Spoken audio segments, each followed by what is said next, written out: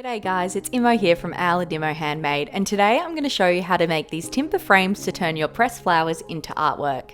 If you missed my flower press DIY, I'll pop the link below so you can check it out. Owl and I are expecting our first baby in May 2021, and I was inspired to press flowers and frame them for her nursery. I love this project as it's affordable, quick to whip up, and the finished product looks really beautiful. This is a great project to make for yourself or turn your children's flowers into art or give as a gift leading up to Christmas.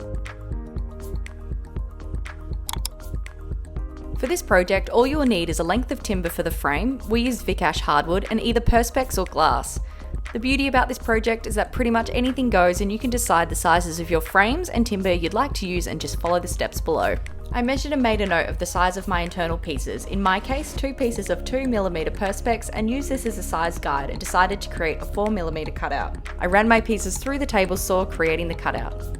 To cut my miters, I set the drop saw to 45 degrees and cut my first miter, making sure to run the blade through really slowly, and then once cut through, letting the blade slow down before pulling it out to ensure I had a really clean cut. From the shorter edge, I measured my frame width, made a mark, and using my set square, drew my 45-degree angle.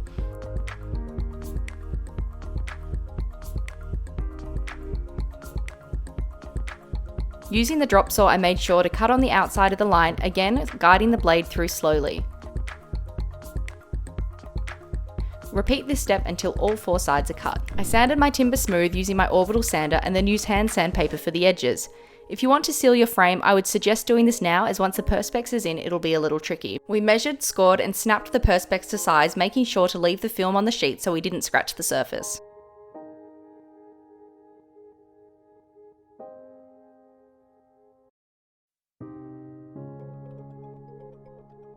I created my art with the pressed flowers, which I definitely suggest doing in a dust-free area.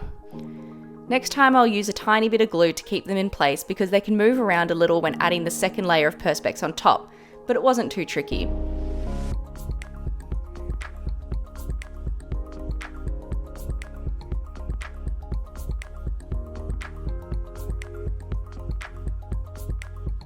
I clamped and nailed together 3 of my corners and then slid the artwork into the grooves and nailed the final 2 corners in place. I then punched any protruding nails. I loved the colour of the raw timber, but if I do decide to seal this in the future, I'll tape up the artwork to make sure it doesn't ruin the perspex. And that's it! These are lovely to hang in your home or give as a beautiful handmade Christmas gift. You can access the step-by-step instructions for this project and more at owlandimo.com.au, and make sure to hit subscribe or sign up to our mail list to receive these DIY projects straight to your mailbox.